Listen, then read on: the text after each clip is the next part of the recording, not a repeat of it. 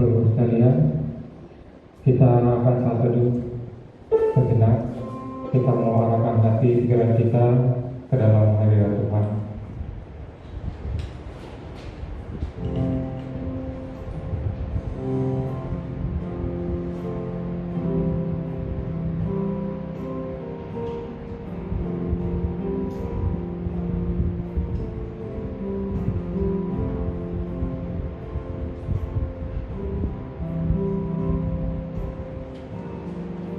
Ketahuilah bahwa Tuhanlah Allah. Dialah yang menjadikan kita dan punya dialah kita, umatnya dan kawanan domba gembala. Kita undang Bapak Ibu bangkit berdiri. Hanya ada satu nama di atas segala nama. Hanya ada satu Tuhan di atas segala Tuhan, yaitu Yesus Kristus Tuhan kita. Dia layak dipuji, dia layak disembah.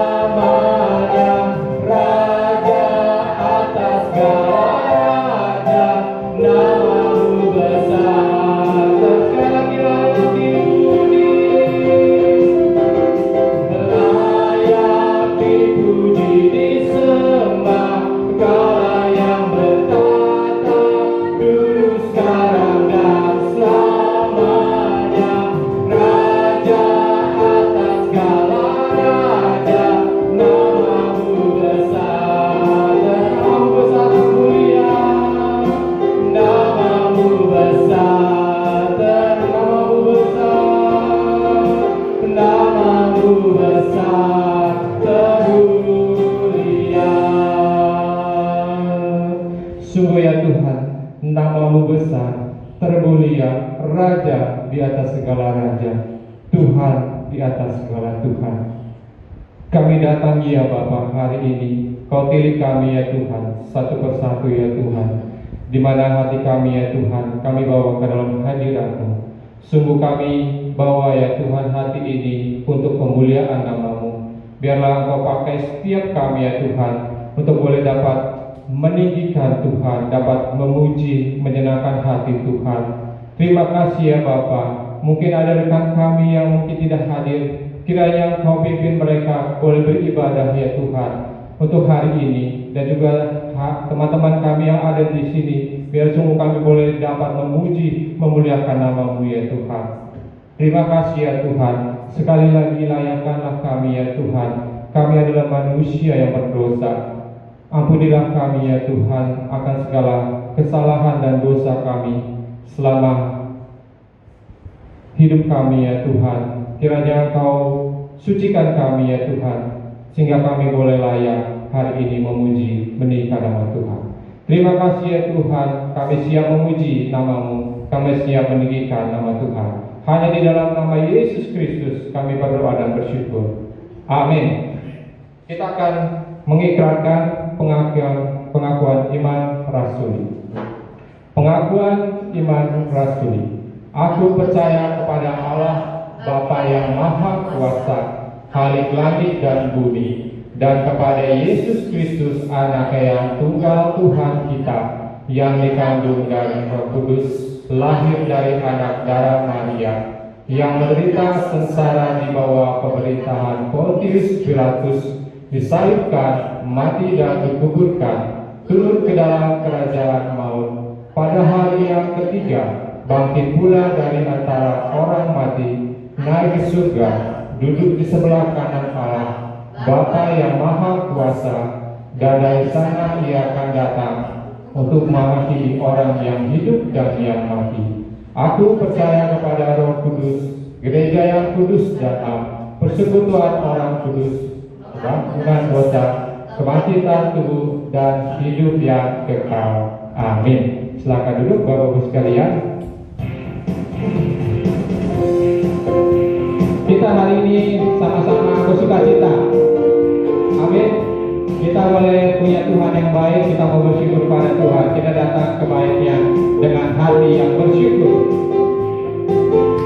Kita sudah merasakan dan melihat kasih setia Tuhan. Mari kita bersyukur ya.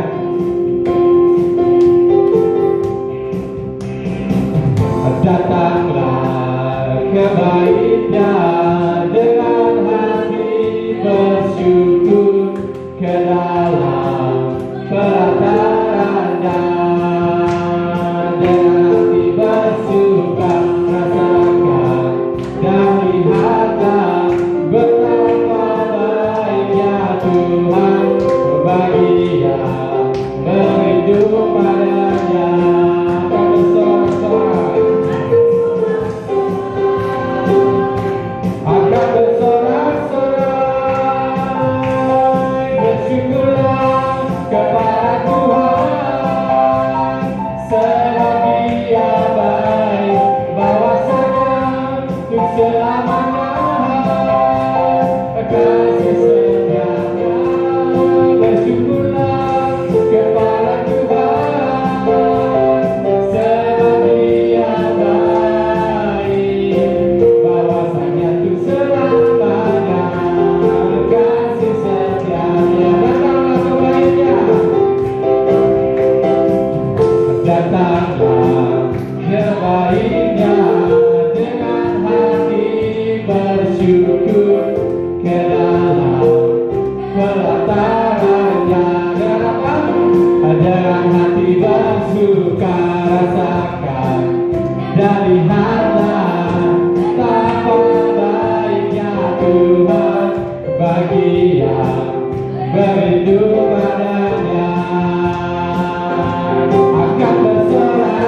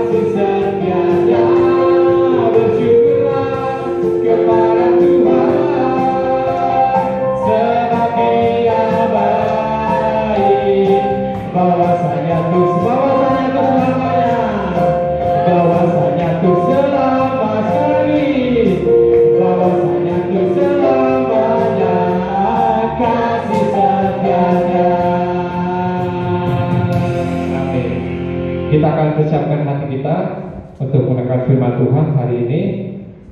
Kita akan mendengar firman Tuhan oleh hambanya Bapak Pendeta Ilio. Kira kita persiapkan hati kita akan satu pujian. Dialah Bapa kita yang mengasihi kita. Dia telah mengaruniakan anaknya yang tunggal buat kita. Dengan kasih-Nya yang besar, Dia telah memberikan anaknya yang tunggal, yaitu Yesus, untuk kita, untuk menebus dosa kita. Kita ingat akan kasih setia-Nya, akan kebaikan-Nya, karena Dia adalah Bapa kita yang baik.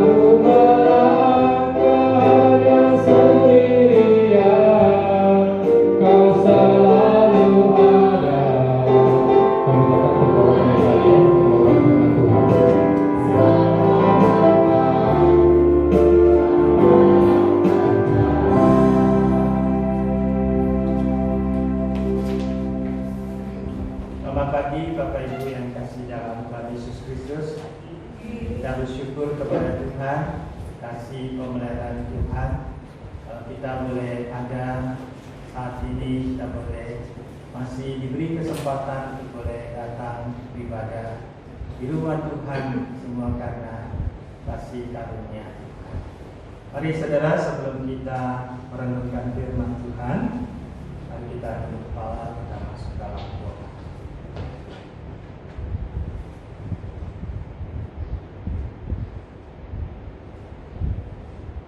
Bapa surgawi, kami bersyukur kepadamu ya Tuhan. Kasih pemeliharaan Tuhan senantiasa boleh nyata di dalam kehidupan kami. Hari lepas hari yang kami boleh lewati. Ya Tuhan, kami boleh naikkan syukur kepadamu ya Tuhan. Dalam kehidupan kami ada segala perkara yang kami boleh alami. Biarlah kami juga boleh menyadari Tuhan bahwa anugerah Tuhan senantiasa juga boleh nyata di dalam segala keadaan di dalam kehidupan kami. Kasih karunia-Mu ya Tuhan yang senantiasa boleh kami alami Tuhan di dalam kehidupan kami yang kami sudah lewati maupun juga yang akan kami jalani di hari-hari ke depan. Tuhan, sebentar kami mau mendengar firman Tuhan. Dan Tuhan boleh menolong kami, Roh Kudus memimpin kami, sehingga kami juga boleh mengerti akan kebenaran firman. Berkati Tuhan pemberitaan akan firman Tuhan dari awal hingga akhir. Di dalam nama Tuhan Yesus Kristus kami berdoa. Amin. Bapak Ibu Saudara, kita akan melihat firman Tuhan yang kita boleh renungkan pada pagi hari ini. Terambil dari 2 Korintus pasalnya yang ke-12. 2 Korintus pasalnya yang ke-12, ayatnya yang ke-7 sampai dengan ayat yang ke-10. 2 Korintus pasal 12, ayatnya yang ke-7 sampai ayat yang ke-10. Demikian firman Tuhan. Dan supaya aku jangan meninggikan diri karena pernyataan-pernyataan yang luar biasa itu, maka aku diberi suatu duri di dalam daging, yaitu seorang utusan iblis untuk menggocok aku, supaya aku jangan meninggikan diri. Tentang hal itu aku sudah 3 kali berseru kepada Tuhan supaya utusan iblis itu mundur daripadaku. Tetapi jawab Tuhan kepadaku, cukuplah kasih karuniaku bagimu, sebab justru dalam kelemahanlah kuasaku menjadi sempurna. Sebab itu terlebih suka aku bermegah atas kelemahanku, supaya kuasa Kristus turun menaungi aku. Karena itu aku senang dan rela di dalam kelemahan, di dalam siksaan, di dalam kesukaran, di dalam penganiayaan dan kesesakan oleh karena Kristus. Sebab jika aku lemah, maka aku kuat. Saya akan mengulang di dalam ayatnya yang ke-7, ayat yang ke-9 sebagai tema kita. Tetapi jawab Tuhan kepadaku, cukuplah kasih karuniaku bagimu. Saudara sekalian, kehidupan manusia selalu dalam belajar dan meneladani atau mencontoh di dalam setiap kehidupan daripada orang Kristen atau orang percaya di dalam perjalanan imannya. Belajar dan meneladani daripada tokoh-tokoh di dalam Alkitab yang boleh menolong kita. Bagaimana tokoh-tokoh di dalam Alkitab, para nabi, para rasul, mereka orang-orang yang dipilih oleh Allah dan dipanggil oleh Allah untuk boleh melayani akan pelayanan dan pekerjaan Tuhan. Saudara, kalau kita melihat di dalam arti daripada gereja, maka kita bukan hanya mengerti gereja sebagai satu gedung saja atau satu organisasi, tetapi gereja adalah memiliki arti yang sebenarnya adalah bahwa orang yang dipanggil keluar dari dunia ini masuk ke dalam perkumpulan atau persekutuan orang percaya. Saudara, bahwa kita adalah di mana dipanggil di dalam satu persekutuan, perkumpulan daripada orang-orang yang percaya. Itulah gereja di mana kita sudah menerima akan anugerah Allah. Oleh iman kita dan oleh kasih karunia Allah, bahwa kita menerima keselamatan di dalam Tuhan Yesus Kristus. Ini dicatat di dalam Efesus 2 ayat yang ke-8 sampai yang ke-9. Saudara, maka kita melihat bahwa di dalam Alkitab pun juga diberikan bagaimana contoh-contoh iman. Kalau kita melihat di dalam Ibrani pasal 11, maka di sana saudara ada tokoh-tokoh iman yang dicantumkan di dalam surat Ibrani pasal yang ke-11. Saudara, mulai dari Abel, ya, Henokh, Abraham, Sarah, Ishak, Yakub, Yusuf, Musa, bahkan juga ada Rahab, perempuan Sunda, saudara, ya, yang menolong pengintai, di mana menyelamatkan pengintai ini, menerima akan pengintai ini. Tetapi saudara, Rahab, perempuan berdosa Sunda ini juga dicatat sebagai orang yang beriman, sebagai tokoh yang beriman dicatat di dalam kitab Ibrani. Nah, saudara-saudara sekalian, kalau kita mau melihat bahwa apa itu anugerah, maka ada dua hal yang kita harus bagi dalam artinya. Yang pertama adalah saving grace, ya. Saving grace adalah pemberian Allah yang kita sebetulnya orang berdosa tidak layak, tetapi diberikan sehingga kita bisa menerimanya, gitu ya. Kita nggak layak, tetapi diberikan, ya, sehingga kita boleh menerimanya karena anugerah, ya. Nah, tetapi saudara, itu pada waktu kita percaya adalah saving grace, ya, anugerah pemberian Allah yang kita orang berdosa yang tidak layak, tetapi diberikan oleh Allah. Yang kedua adalah living grace, ya. Living grace artinya saudara, anugerah yang sudah kita terima, kita jalani, dan kita teruskan di dalam sepanjang kehidupan kita sebagai orang Kristen, orang percaya. Sehingga kita boleh menjadi orang Kristen yang bertumbuh dewasa rohaninya, yang terjamin di dalam kemajuan yang nyata, semakin serupa dengan Kristus. Nah, saudara-saudara sekalian, itulah living grace. Maka itu kita melihat, saudara, bagaimana kita melihat Rasul Paulus yang sebelumnya Saulus di dalam perjumpaannya dengan Tuhan, dia boleh menerima saving grace. Dia bertobat. Tadinya orang yang menganiayai orang Kristen, tetapi di dalam perjalanan ke Damsyik, dengan sinar yang terang, dia boleh berjumpa dengan Kristus, dan dia boleh percaya kepada Tuhan Yesus dan bahkan dipanggil menjadi rasul. Selain itu, perjalanan iman daripada Rasul Paulus di mana dia boleh menerima akan saving grace, ya, anugerah keselamatan. Tetapi Tuhan memanggil dia bagaimana di dalam kehidupan dia menjalani sebagai orang yang dipanggil oleh Tuhan di dalam melayani Tuhan. Kalau kita melihat di dalam kisah para rasul, maka kita melihat Rasul Paulus memberitakan Injil dari satu kota ke kota yang lain. Nah, bagaimana di dalam perjalanan Rasul Paulus dia memberitakan Injil, tidak mudah, saudara. Bagaimana kehidupan di dalam dia boleh melayani Tuhan juga tidak mudah. Banyak hal, saudara.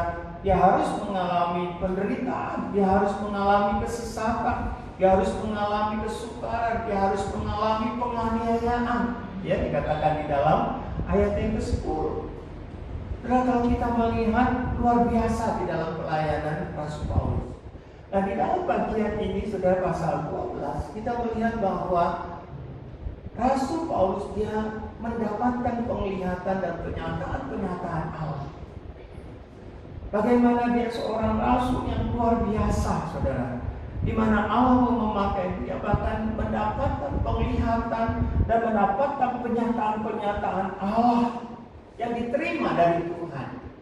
Tetapi saudara, supaya Rasul Paulus ini tidak bermegah, ya, atau menjadi sombong di dalam dirinya, sebagai seorang rasul, seorang pelayan Tuhan, saudara, bagaimana Tuhan memakai dengan luar biasa di dalam kehidupannya.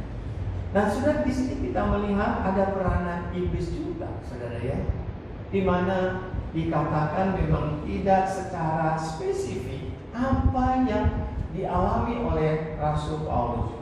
Di dalam ayat yang ke-7 dikatakan, supaya aku jangan meninggikan diri karena penyataan-penyataan yang luar biasa, maka aku diberi suatu duri di dalam daging. Nah, saudara, duri di dalam dagingku ini jadi tidak jelas, saudara, apa itu? Ya, apakah kelemahan di dalam dirinya, ya, yang di dalam hal melayani Tuhan? Apakah dia mempunyai satu kesombongan diri? Tetapi saudara, banyak penafsir yang menafsirkan bahwa duri di dalam daging itu adalah sakit penyakit. Dia mengalami sakit penyakit. Dan saya juga mengikuti atau meyakini daripada apa yang dikatakan di dalam duri di dalam daging itu adalah satu kelemahan sakit penyakit di dalam diri daripada Rasul Paulus.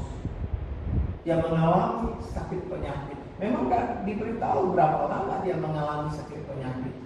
Tetapi saudara, Rasul Paulus juga dia mau untuk sembuh. Dia juga mau, saudara, duri di dalam dagingnya ini diangkat ya. Tetapi sudah dikatakan utusan iblis menggosok aku supaya aku jangan meninggikan diri. Jadi ada satu pergumulan, saudara, iblis membawa Rasul Paulus supaya dia menyombongkan diri sebagai seorang rasul yang luar biasa, yang mendapat pernyataan-pernyataan Allah. Tetapi saudara, dikatakan dia sudah 3 kali berdoa kepada Tuhan.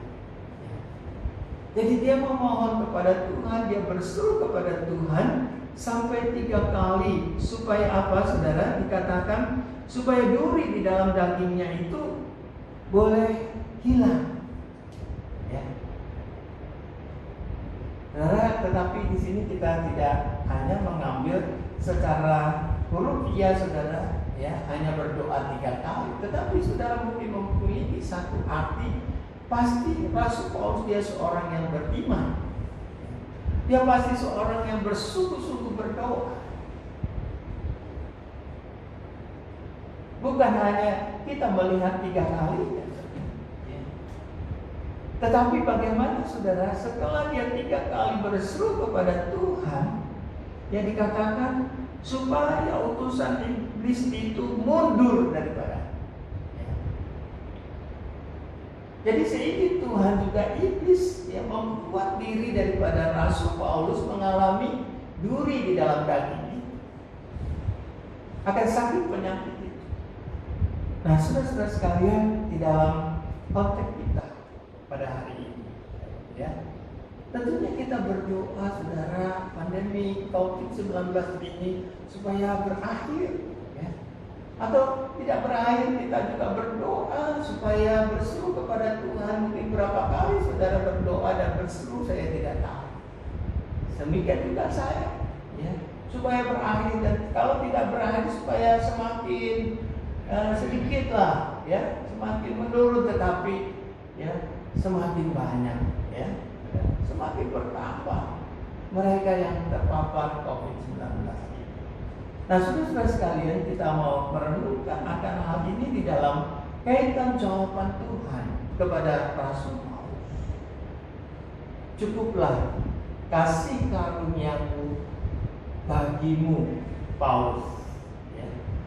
Nah, saudara-saudara sekalian, ketika Paulus mendapat jawaban ini, saudara, maka kita mau belajar melihat, saudara, apa yang jawaban Tuhan ini kepada Paulus. Cukuplah kasih karuniaku bagimu, ya. Kasih karuniaku bagimu, Paulus. Nah, saudara, apakah duri di dalam daging, sakit penyakit, kelemahan tubuhnya itu hilang pada waktu Tuhan mengatakan cukuplah kasih karuniaku bagimu? Tidak, saudara. Ternyata Tuhan tidak menjawab doanya. Ternyata sakit penyakit itu masih ada di dalam dirinya. Tuhan tidak mengabulkan doanya. Tuhan tidak melepaskan daripada sakit penyakit. Nah, saudara-saudara sekalian, kita belajar. Yang pertama, saudara, bahwa ketika Tuhan mengatakan cukuplah kasih karuniaku bagimu, yang pertama, saudara dapat menerima kehendaknya. Dapat menerima kehendak Tuhan. Rasul Paulus dia menerima, walaupun dia tidak mendapat jawaban doa, tetapi jawaban Tuhan cukup kasih karunia-Nya bagiku itu, di mana Rasul Paulus dia menerima kehendak Tuhan. Apa yang dialami ini merupakan kehendak Tuhan di dalam diri. Kita melihat di dalam perjanjian lama, saudara, ada seorang yang bernama Naomi. Dan di tengah keluarga Naomi ini, saudara, bagaimana saudara satu hari, ya, kita melihat di dalam kitab Rut, ya, apa yang dijawab satu hari dia pulang lagi karena di mana kelaparan itu sudah lewat dan Tuhan memperhatikan umatnya. Di ayat 20, Rut 1 ayat 20, tetapi ia berkata kepada mereka, janganlah sebut aku Naomi. Saudara, arti Naomi berbahagia. Sebutkanlah aku Mara. Mara itu pahit. Sebab yang Maha Kuasa telah melakukan banyak yang pahit kepadaku. Dengan tangan yang penuh aku pergi, tetapi dengan tangan yang kosong Tuhan memulangkan aku. Mengapakah kamu menyebut aku Naomi? Karena Tuhan telah naik saksi menentang aku, dan yang Maha Kuasa telah mendatangkan malapetaka kepadaku. Saudara, waktu dia kembali ke Bethlehem, saudara, maka Naomi hanya dengan Rut menantu. Suaminya ketika dia meninggal selama kurang lebih 10 tahun, saudara, di dalam masa bencana kelaparan itu, Naomi pergi ke Moab. Nah, saudara, suaminya meninggal, kedua anaknya meninggal, ya. Jadi waktu dia pulang, saudara, sampai orang-orang di Bethlehem gak mengenalnya. Nah, sehingga saudara dikatakan bagaimana Naomi mengatakan, jangan sebut aku Naomi, sebutkanlah aku Mara. Yaitu bagaimana dia boleh menyadari akan kehendak Allah, akan kepahitan yang dialaminya juga karena kehendak Allah. Dikatakan dia pergi, dia dikatakan dengan tangan yang penuh aku pergi, dengan tangan yang kosong Tuhan memulangkan aku. Dia pergi, dia bisa membawa hartanya mungkin, dia membawa anaknya, dia mendapatkan mantunya di Moab. Saudara, tapi waktu pulang Naomi dengan Rut saja. Dan dikatakan dia mengalami satu kepahitan di dalam kehidupannya karena yang Maha Kuasa melakukan banyak yang pahit kepada. Nah, saudara-saudara sekalian, di sini kita melihat ketika Rasul Paulus juga mengatakan cukuplah kasih karunia-Ku, dia boleh menerima kehendaknya. Yang kedua, saudara, ketika Rasul Paulus cukuplah kasih karunia-Nya, maka dia boleh menerima pertolongan Tuhan. Dikatakan ketika aku lemah, kuasa Tuhan menjadi sempurna atas diriku, sehingga aku di dalam kelemahan aku mendapatkan kekuatan. Nah, saudara, disinilah kita melihat bagaimana, saudara, ketika orang menerima jawaban Tuhan, cukuplah kasih karunia. Satu jawaban Tuhan bukan mengabulkan doa, tetapi Tuhan mengatakan cukuplah kasih karunia. Karunia, saudara, Tuhan boleh menyatakan pertolongan. Rasul Paulus dia mendapatkan kekuatan. Kuasa Tuhan boleh nyata di dalam diri Paulus, di dalam kelemahan tubuhnya. Justru kuasa Tuhan boleh nyata. Kuasa Tuhan memberikan kekuatan, kemampuan kepada Rasul Paulus. Saudara, di dalam Ibrani 4 ayat 16, sebab itu marilah kita dengan penuh keberanian menghampiri tahta kasih karunia, supaya kita menerima rahmat dan menemukan kasih karunia untuk mendapat pertolongan itu pada waktu. Saudara, di dalam kehidupan kita mungkin ada kepahitan, mungkin ada sakit penyakit, mungkin ada satu kesesakan, kesusahan. Saudara, biarlah kita juga boleh mengalami kasih karunia Allah. Bagaimana kuasa Allah itu boleh menolong kita, memberikan kekuatan. Bukan kasih karunia Tuhan itu kita alami di dalam kehidupan kita, semuanya lancar, semua baik. Kita tidak mengalami sakit penyakit. Tetapi sebaliknya, saudara, ketika kita mengalami kehidupan tidak lancar, satu pergumulan, satu kesusahan, satu sakit penyakit, saudara, biarlah kita juga boleh sungguh menyatakan syukur kita. Ada pertolongan Tuhan, ada kuasa Tuhan yang memberikan kekuatan, memberikan kemenangan. Jika aku lemah, maka aku kuat.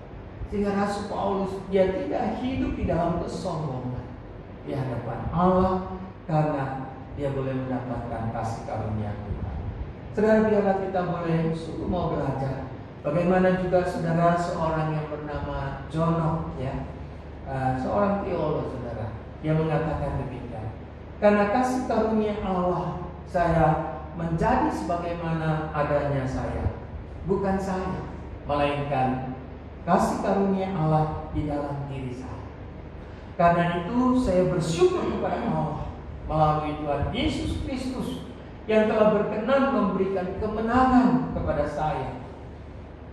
Sehingga dia juga, saudara, kita melihat yang mendapatkan kemenangan, yang mengalami kasih karunia Tuhan di dalam bukan keadaan yang baik saja, tetapi di dalam keadaan yang tidak baik. John Knox dia mengatakan demikian. Kalau dia ada sebagaimana dia ada, anak kasih karunia Allah, sehingga dia boleh mengungkapkan syukurnya kepada Tuhan dan dapat berkata, cukuplah kasih karunia. Saudara-saudara sekalian, biarlah kita boleh terus senantiasa boleh hidup di dalam kasih karunia Tuhan. Bukan hanya di dalam keadaan yang baik, di dalam keadaan yang tidak baik pun, saudara, kita bisa dan boleh mengalami akan kasih karunia Allah itu di dalam kehidupan kita. Itulah jawaban Tuhan.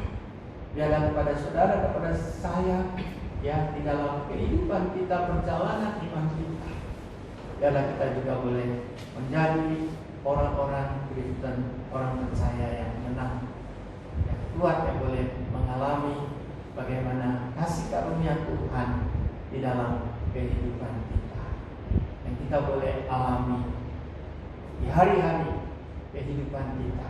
Apa yang sudah kita renungkan, kasih karunia Tuhan di dalam kehidupan kita yang lalu, kita boleh sudah alami.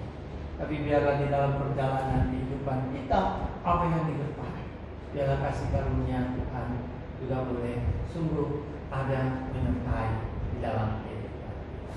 Amin. Mari kita tundukkan kepala, masuk dalam doa. Bapa Surgawi, terima kasih Tuhan untuk firman-Mu yang kami boleh renungkan. Kami bersyukur Tuhan untuk kasih karunia-Mu, untuk anugerah-Mu Tuhan yang Kau berikan kepada kami, orang yang tidak layak, sehingga kami boleh menerima anugerah keselamatan dari iman, ya Tuhan, yang kami boleh nyatakan kepada Tuhan Yesus Kristus. Oleh kasih karunia Tuhan, kami memperoleh anugerah keselamatan. Dan biarlah hidup kami juga boleh hidup senantiasa di dalam anugerah. Seperti apa yang jawaban Tuhan kepada Rasul Paulus, cukuplah kasih karunia-Mu bagi Rasul Paulus. Biarlah Tuhan juga boleh nyata bagi kehidupan kami di hari-hari yang ke depan. Tuhan, kami boleh senantiasa hidup di dalam kasih karunia-Mu, hingga kami boleh menjadi anak-anak-Mu yang benar, hingga kami boleh menjadi anak-anak-Mu yang kuat Tuhan di dalam menghadapi kehidupan hari-hari yang di depan yang kami tidak tahu. dalam segala perkara Tuhan, hingga kami boleh dapat menanggungnya di dalam iman. Terima kasih Bapa, berkati firman Tuhan yang sudah kami boleh renungkan. Di dalam nama Tuhan Yesus kami berdoa. Amin.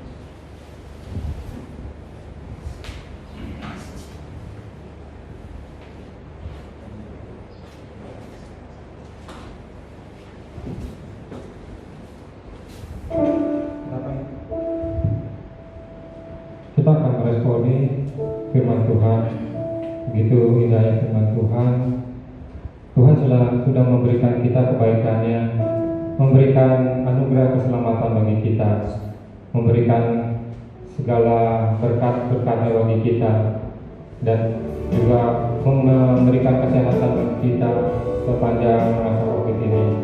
Kita boleh nyatakan, sungguh anugerah-Mu cukup bagi kami ya Tuhan, untuk kami boleh menjalani hidup kami di masa-masa yang sulit ini. Mari kita dengar pujian ini.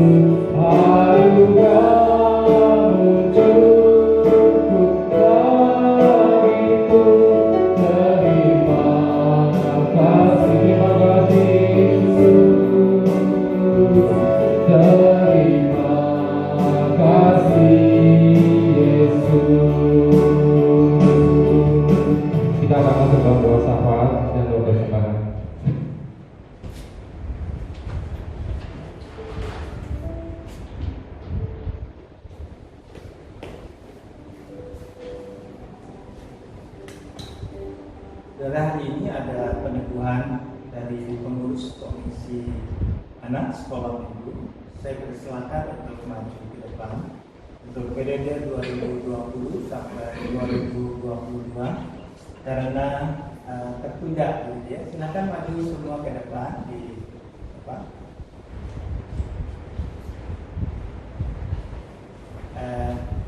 Untuk rekamannya nggak usah dimajukan aja ya. Sejajar. Sebagai pengantar, saya akan menyampaikan sebagai dasar firman Tuhan dari 1 Petrus pasal 4 ayat 10. Layanilah seorang akan yang lain sesuai dengan karunia yang telah diperoleh tiap-tiap orang sebagai pengurus yang baik dan mengelola dengan setia dari kasih karunia Allah. Kita percaya Alkitab adalah firman Allah sebagai sumber otoritas ajaran dan tuntunan kehidupan orang percaya. Di mana saudara sekalian bahwa peneguhan ini sebelum saya meneguhkan doa peneguhan, saya akan meminta untuk pengurus untuk komisi sekolah minggu untuk mengucapkan janji pengurus. Saya akan mengucapkan satu kalimat demi satu kalimat, nanti akan diucapkan bersama. Yang pertama, setia beribadah dan melayani jemaat Gereja Kristen Kalam Kudus Duta Gaden.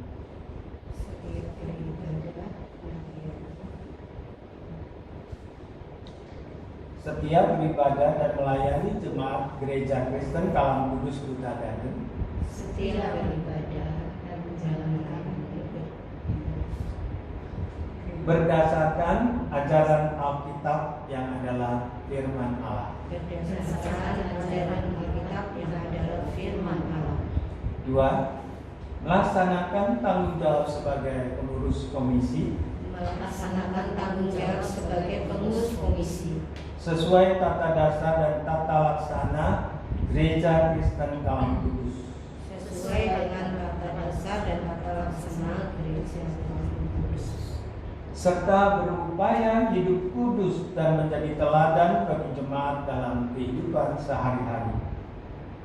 serta berupaya untuk hidup kudus Dan menjadi teladan bagi jemaat dalam kehidupan sehari-hari. Yang ketiga, bekerja sama dengan hamba Tuhan, majelis, antar pengurus komisi, aktivis. Bekerja sama dengan hamba Tuhan, majelis, antar pengurus komisi, serta aktivis. kerjasama dengan hamba Tuhan, majelis dan antar pengurus komisi. Sehati sepikir memperluaskan kerajaan surga Sehati sepikir memperluaskan kerajaan surga dan Injil Tuhan Yesus Kristus dan Injil Tuhan Yesus Kristus demi pertumbuhan gereja Tuhan. demi pertumbuhan gereja Tuhan. Demikian saya berjanji, Demikian saya berjanji. kiranya Roh Kudus menolong dan memampukan saya. Kiranya Roh Kudus menolong dan memampukan saya. Amin. Amin. Mari jemaat sekalian kita bangkit berdiri, kita akan berdoa.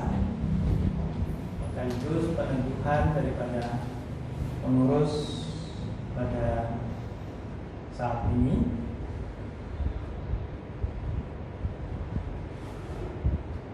Demi nama Allah Bapa, Putra dan Roh Kudus, saya selaku hamba Tuhan meneguhkan saudara sebagai pengurus komisi anak sekolah minggu Gereja Kristen Kalam Kudus Duta Gaden. Kiranya Allah Tritunggal memampukan dan memberikan karunia dan memperlengkapi saudara serta memakai saudara di dalam pelayanan pekerjaan Tuhan untuk kemuliaan nama Tuhan. Amin.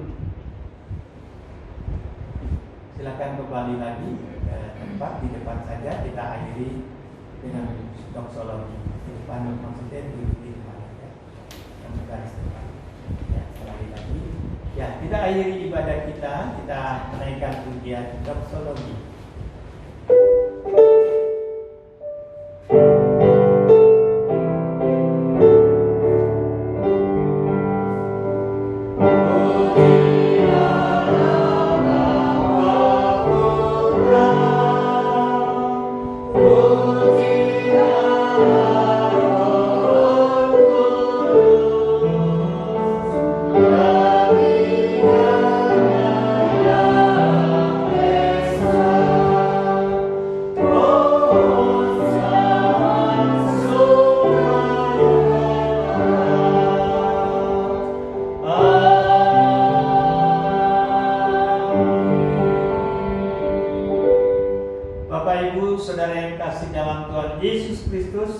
Arahkan hati dan pikiran saudara kepada Tuhan dan terimalah berkat yang dari Tuhan. Kiranya anugerah dari Allah Bapa dan kasih sayang daripada Tuhan Yesus Kristus serta persekutuan Roh Kudus menolong saudara menguatkan saudara, menyertai dan memberkati saudara sekalian mulai dari saat ini sampai selama-lamanya. Amin.